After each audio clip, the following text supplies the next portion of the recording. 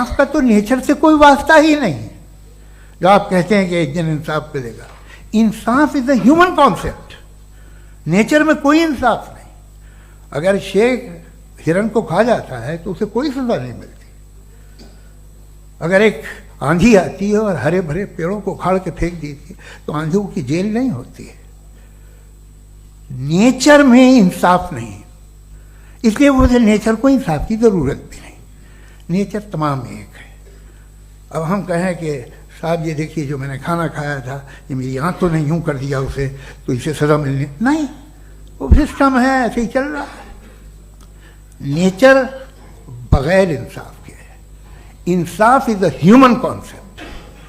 तो जो आपसे कहता है कि मैं तुम्हें इंसाफ दूंगा वो इंसानी जहन की पैदावार है। ये नेचुरल है ही नहीं, ये आसमानी है ही नहीं। नेचर का तसव्वुर, इंसाफ का तसव्वुर। भाई आप साथ मिलते हैं, अब आप लेफ्ट हैंड ड्राइव करते हैं, ये क्या है? तमाम सच, तमाम नेकी, तमाम शराफत लेफ्ट हैंड ड्राइव है। वरना क्या होगा, या तो आप क्रॉस कर देंगे, आपका एक्सीडेंट हो जाएगा, या आप किसी को मार देंगे, या ट्रैफिक जैम हो जाएगा। झूठ, बेईमानी, रिश्वतखोरी, ये तमाम जो है driving on the wrong side है। इसके ऊपर कुछ नहीं। ये तो हमने बनाया, जैसे हमने लेफ्ट हैंड ड्राइव बनाई है। ये कॉन्सेप्ट ऑफ इंसाफ जो है ये हमारा है, इसका नेचर से कोई वास्ता नहीं। शेर खा जाता है हिरन को, उसे जेल होती है क्या? कुछ भी नहीं, है ही नहीं। तो ये जो दुनिया के रिलीजन प्रॉमिस करते हैं आपसे इंसाफ, इसी से मालूम होता है कि ये मैन मेड है। ये तसव्वुर कहीं और का है ही नहीं। जो नेचर है, कुछ लोग कहते हैं नेचर ही खुदा है, तो नेचर में तो इंसाफ नहीं कहीं। और आप वादा कर रहे हैं कि तुम्हें मरने के बाद इंसाफ मिलेगा।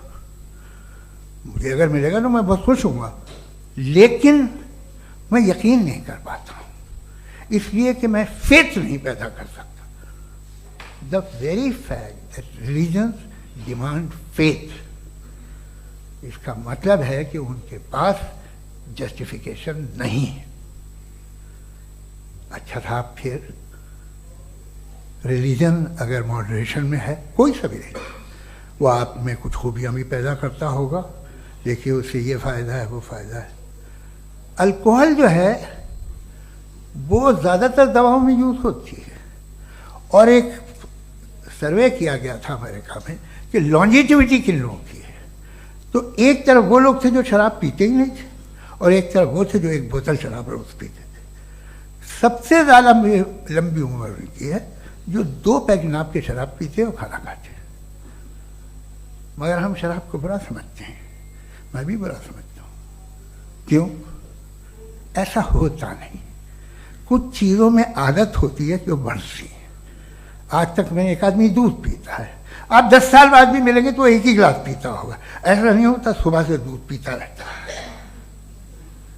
मिल्कोहलिक मैंने नहीं देखे, अल्कोहलिक होते हैं। ये टेंडेंसी है मजहब की कि वो बढ़ता है, जैसे कैंसर बढ़ता है, जैसे शराब बढ़ती है। कुछ लोग होंगे जो उसे सही तरह से यूज़ करते हैं।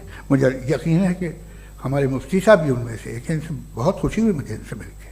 लेकिन कितने लोग हैं कि आज आप देखते हैं दुनिया में जो तबाहियाँ हैं, इनमें कितना हाथ है उन लोगों का जो बिलीवर कहते था मजहब ये नहीं कहता, ना कहता होगा, मगर जब ये मजहब पीते हैं तो ऐसे बिहेव करते हैं। थोड़ा सा अगर हो तो शायद बहुत अच्छी बात, लेकिन शराब थोड़ी सी नहीं रहती, उसमें टेंडेंसी है पहले। थोड़ा सा अगर 2-3 कैंसर के सेल हो ना बॉडी में तो आदमी स्लिम रहेगा, लेकिन वो 2-3 सेल नहीं रहते, वो मल्टीप्लाई होते हैं। जावेद साहब टाइम पूरा हो गया। टाइम हो गया, तो बस बात खत्म हो गई। अच्छा, मुझे कुछ और कहने को था भी नहीं। जी, मैं पहले जवाबी दौर के लिए इनवाइट कर रहा हूं मुफ्ती साहब को। Your rebuttal round 1, you have 7 minutes.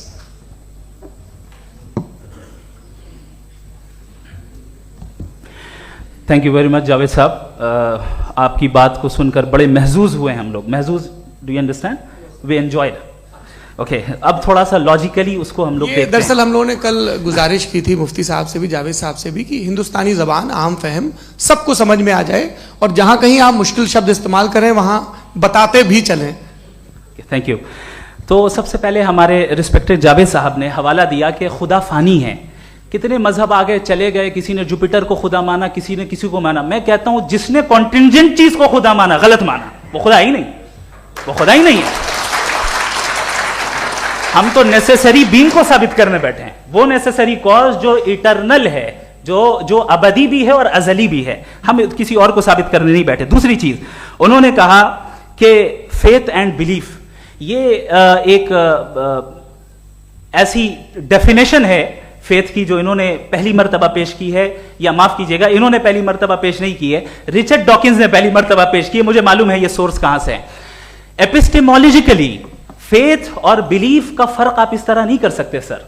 Faith सही भी होता है, गलत भी होता है, बिलीफ सही भी होता है, गलत भी होता है।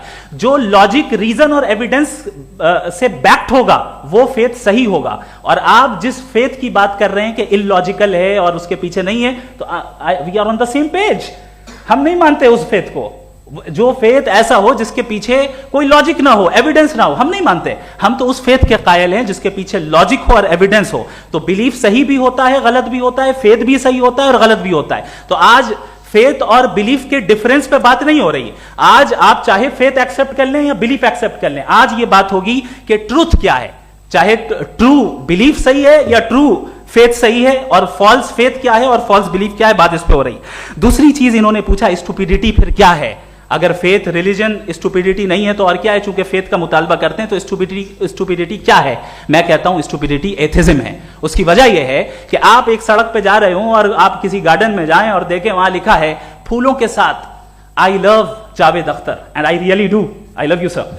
सो जब आप वहां पर पहुंचे तो वहां पहुंचकर अब ये बताएं, क्या आप ये कहेंगे वाह व्हाट अ नेचुरल सिलेक्शन, ये क्या नेचुरल सिलेक्शन है? नहीं, ये प्रिसाइजली डिजाइंड है, इसके पीछे डिजाइनर है।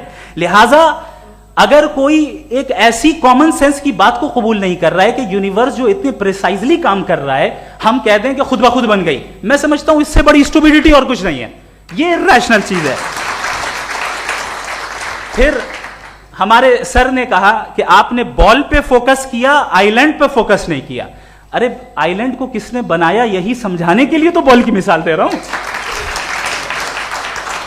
और बॉल भी कॉन्टिंजेंट है, आइलैंड भी कॉन्टिंजेंट है, दोनों नेसेसरी बीइंग का मुतालबा करते हैं। आगे इन्होंने कहा कि नेचर में कोई इंसाफ नहीं है। हम डिसाइड करते हैं कि मोरालिटी क्या होती है, इंसाफ क्या होता है।